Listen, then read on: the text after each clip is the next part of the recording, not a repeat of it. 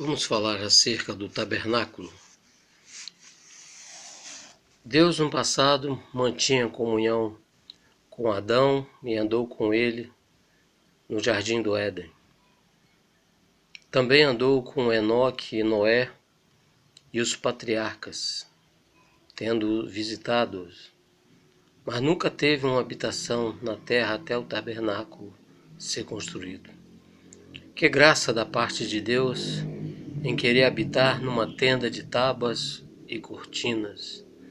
Porém, esta manifestação da graça de Deus foi ofuscada por outra quando o Senhor Jesus se fez carne e habitou entre nós.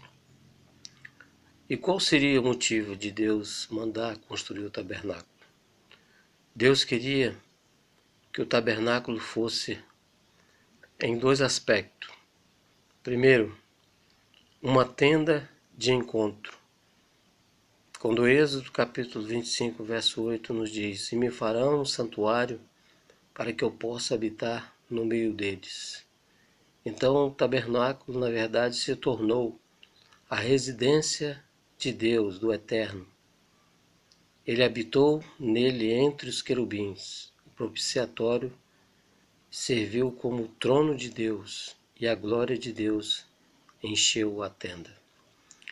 E se o israelita desejasse aproximar de Deus, ter comunhão com Deus, era necessário que ele viesse à porta do tabernáculo. E uma das ideias principais do tabernáculo é que era o lugar de encontro entre Deus e o israelita. E a palavra congregação é a mesma traduzida em festas fixas em Levítico 23, verso 4, que fala a respeito das festas fixas, que eram encontros marcados com Deus e por Deus. A regularidade da nossa comunhão com Deus é importante. Devemos ter períodos reservados para que tenhamos aquele convívio gostoso com o nosso Criador. E a solenidade que deve marcar a nossa comunhão não deve ser ignorada. O povo de Deus, ao aproximar-se do tabernáculo, estava diante de que ia ao encontro de um Deus santo. E a presença augusta e santa do nosso Criador deve inspirar reverência naqueles que dele se aproximem. Quão solenes são as palavras do nosso Deus a Moisés: "Ali virei a ti e de cima do propiciatório, no meio dos dois querubins que estão sobre a arca do testemunho, falarei contigo acerca de tudo o que eu te ordenar para os filhos de Israel." Êxodo capítulo 25, verso 22. E também o tabernáculo seria uma testemunha, como o segundo aspecto do motivo, da criação do tabernáculo, seria também uma testemunha. Nós vemos isso registrado em Números capítulo 7, 17, quando diz que o tabernáculo tinha uma voz e uma mensagem para a nação de Israel, como também para nós. O tabernáculo dava testemunho de 4 pontos, que nos diz da presença de Deus, que fala que a nuvem cobria a tenda, era o símbolo da presença do Senhor. E os moradores do deserto reconheciam que Deus estava no meio do seu povo. Será que o mundo pode dizer a mesma coisa com respeito às igrejas locais? Um outro ponto da proteção de Deus, que diz que a presença de Deus garantia a proteção de Deus. A nuvem era a defesa do povo, protegendo dos inimigos. Êxodo capítulo 14, versos 19 a 20 e 24, 25. Deus não tem mudado e a sua presença ainda traz consolação. Salmo 34, verso 7 e Hebreus capítulo 13, versos 5 a 6. E um outro ponto do propósito de Deus. Nestes versículos que falam da primeira ocasião em que o tabernáculo foi erguido, em Números 9, versículos 15 a 23, a frase segundo o mandado de Deus ou segundo a ordem de Deus é repetida 7 vezes. 7 é o número que fala da perfeição e a orientação do Senhor por meio da nuvem perfeita. Quando a nuvem se erguia sobre a tenda, era sinal para a nação marchar. Onde a nuvem parava, aí o povo acampava.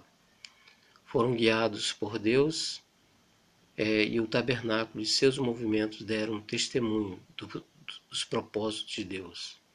E a palavra mandado, em Números 9, significa boca. Através da nuvem, Deus falou ao povo e revelou a sua vontade. E o povo de Israel não dependia da sabedoria humana para guiar seus passos, mas descansava naquele que é o guia infalível. O outro ponto, o quarto ponto e o último, fala da pureza de Deus. O título tabernáculo significa habitação, residência ou cabana do pastor. Interessante notar que esta última ideia é a das mais lindas. Deus era o pastor de Israel e seus cuidados incessantes acompanhavam a multidão redimida através do deserto, apesar de tanta fraqueza por parte dos israelitas. O tabernáculo era a residência daquele que é o pastor de Israel. Salmos 80, verso 1. E a concepção de santidade não pode ser divorciada do tabernáculo. O adjetivo santo é repetido mais de 30 vezes em relação à habitação de Jeová. E as palavras gravadas na lâmina da coroa sagrada, santidade ao Senhor, eram um aviso solene e constante da pureza absoluta do santuário de Deus. E Paulo, o grande apóstolo Paulo, trouxe também esta mesma verdade à lembrança da igreja em Corinto, quando ele declara que os nossos corpos são o templo do Espírito de Deus, em 1 Coríntios 6 e 19. Os nossos corpos são o templo do Espírito de Deus. Então, aquele que já creu em Jesus Cristo como seu único e eterno Salvador, o seu corpo é o templo do Espírito de Deus. E em 1 Coríntios, capítulo 3, verso 16, ele afirma que a igreja é o santuário de Deus. Salmo 93, verso 5. Lições preciosas podemos tirar deste tabernáculo, deste mandado que o Senhor deu ao povo de Israel para que ali pudesse habitar entre o povo, manifestando a sua glória, o seu poder e a sua santidade.